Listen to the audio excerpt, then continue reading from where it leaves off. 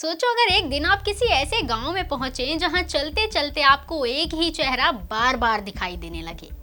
पहले लगे कि शायद भ्रम है, फिर सामने दो छोटे छोटे बच्चे दिखे जो बिल्कुल एक जैसे दिखते हैं। कुछ कदम आगे बढ़े तो फिर वैसे ही एक और जोड़ी, फिर एक और फिर एक और। कुछ ही देर में आपको एहसास होगा कि यहाँ जुड़वा बच्चों का जन्म कोई रेयर कंडीशन नहीं बल्कि इस गांव की पहचान है। दुनिया भर में जहां जुड़वा बच्चों का जन्म एवरेज हर 1000 बर्थ्स में लगभग 9 से 12 मामलों में होता है, वहीं भारत के केरल राज्य के एक छोटे से गांव कोडिन्ही में ये संख्या कई गुना ज्यादा है। आखिर ऐसा क्यों? क्या ये प्रकृति का कोई अनसुलझा रहस्य है या फिर विज्ञान के पास इसका जवाब मौजूद है? केरल के मनप्पुरम जिले में स्थित कोडिन्ही पहली नजर में किसी नॉर्मल गांव के जैसा दिखाई देता है। चारों ओर नारियल के पेड़, हरे भरे खेत, शांत गलियां और साधारण जीवन। अरब सागर के बीच मॉनसून की हरियाली और मालाबार क्षेत्र की सांस्कृतिक विरासत इस जगह को बेहद खूबसूरत बनाती है। लेकिन इस सादगी के पीछे छिपी है एक ऐसी कहानी जिसने वैज्ञानिकों, डॉक्टरों और दुनिया भर के शोधकर्ताओं का ध्यान अपनी ओर खींचा। आज कोडिन्ही को ट्विन विलेज यानी जुड़वा बच्चों का गांव कहा जाता है। यहाँ कई सौ जुड़वा भाई बहन रहते हैं और हर कुछ साल में ये संख्या और ज्यादा बढ़ जाती है। यही कारण है कि ये गांव केवल भारत ही नहीं बल्कि पूरे दुनिया में एक अनोखी पहचान बना चुका है। दिलचस्प बात है कि कोडिन्ही की ये कहानी कोई सदियों पुरानी लोक कथा नहीं है। गांव के बुजुर्ग बताते हैं कि लगभग पिछली सदी के मध्य तक यहाँ जुड़वा बच्चों के जन्म नॉर्मल लेवल पर होते थे। फिर धीरे धीरे एक परिवार में जुड़वा बच्चे हुए, उसके बाद दूसरे में, और अगले कुछ दशकों में ये संख्या इतनी बढ़ गई कि पूरे गांव की पहचान बन गई।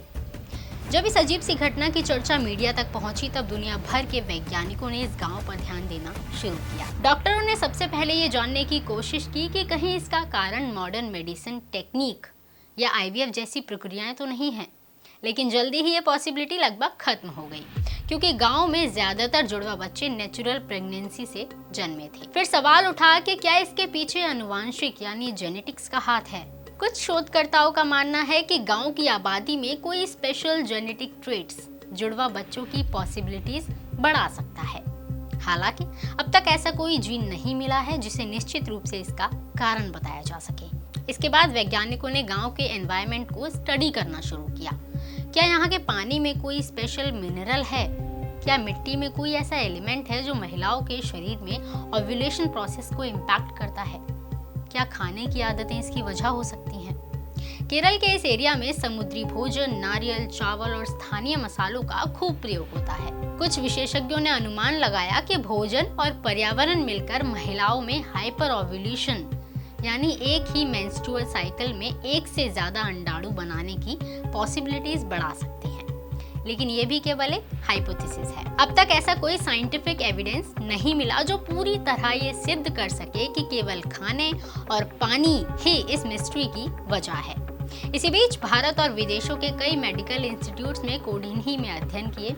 कुछ शोधों में गांवों के परिवारों के ब्लड सैंपल्स, स्वास्थ्य संबंधी जानकारी और जनरेशंस के रिकॉर्ड कलेक्ट किए गए। शोधकर्ताओं ने यह भी देखा कि जिन महिलाओं का जन्म इस गांव में हुआ और बाद में उनकी शादी दूसरे शहरों या राज्य में हुई, उनमें भी जुड़वा बच्चों के जन्म की पॉसिबिलिटी कंपैरेटिवली ज्यादा देखी गई। दूसरी ओर बाहर से इस गांव में शादी करके आने वाली महिलाओं में ये दर सामान्य के आसपास रही। इस ऑब्जर्वेशन ने जेनेटिक कॉजेज की पॉसिबिलिटीज को और मजबूत किया, लेकिन फिर भी फाइनल कंक्लूजन तक पहुंचना पॉसिबल नहीं हो पाया। साइंस के पास सिग्नल्स हैं, लेकिन अभी भी कोई डिफाइंड आंसर नहीं।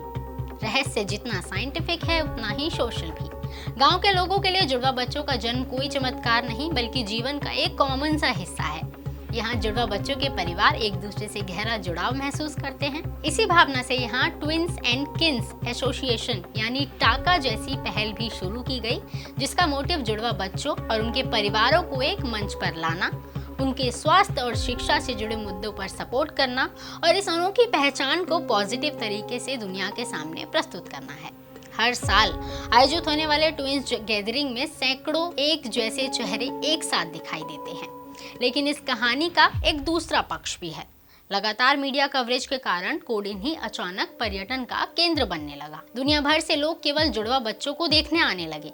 कई परिवारों ने शिकायत की कि लोग विदाउट परमिशन तस्वीरें लेने लगते हैं। धीरे धीरे गांव वालों ने ये समझाना शुरू किया कि उनके लिए ये कोई शो ऑफ नहीं है, बल्कि उनकी एक नॉर्मल लाइफ का हिस्सा है। आज भी यहाँ आने वाले टूरिस्ट स्थानीय संस्कृति और लोगों की निजता का सम्मान करने की अपेक्षा की जाती है। अगर हम कोडिनी के सांस्कृतिक जीवन को देखें तो ये गांव केवल ट्विंस तक लिमिटेड नहीं, मालाबार क्षेत्र की पारंपरिक संस्कृति, स्थानीय भाषा मलयालम, रिलीजियस हार्मनी, खेती और समुद्र से जुड़ा जीवन यहाँ की पहचान है। ज्यादातर लोग कृषि, छोटे व्यापार, प्रवासी रोजगार और स्थानीय व्यवसायों से जुड़े हैं।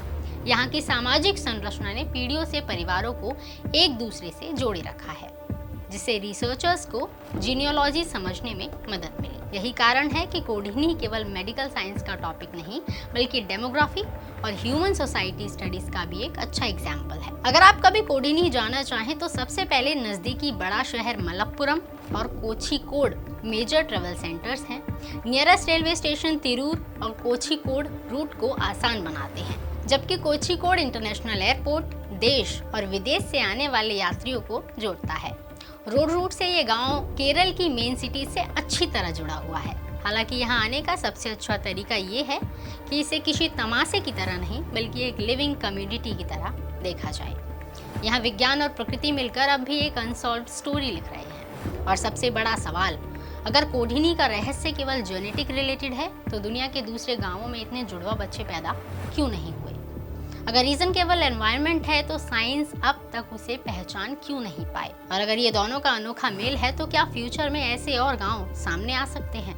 सच है कि कोडिनी हमें ये याद दिलाता है कि विज्ञान जितना आगे बढ़ चुका है, प्रकृति अब भी उससे कई कदम आगे खड़ी है। हर खोज के बाद वो एक नया क्वेश्चनायर हमारे सामने रख देती है। इस बड़ी दुनिया में अभी भी ऐसे रहस्य मौजूद हैं जिन्हें पूरी तरह समझना बाकी है। कुछ सवाल किताबों में नहीं मिलते, उन्हें समझने के लिए इंसान, समाज और प्रकृति को साथ साथ पढ़ना पड़ता है। अगर कोडिनी बोल पाता तो शायद कहता, मुझे चमत्कार मत कहो, मैं बस प्रकृति का एक ऐसा सवाल हूँ जिसका जवाब इंसान अभी भी खोज रहा है। अगर आपको भारत और दुनिया की ऐसी अनसुनी, रहस्यमयी और तथ्य आधारित कहानियाँ पसंद हैं तो चैनल को सब्सक्राइब जरूर करें, वीडियो को लाइक करें और कमेंट में हमें बताएं कि आपकी जगह की होने वाली है।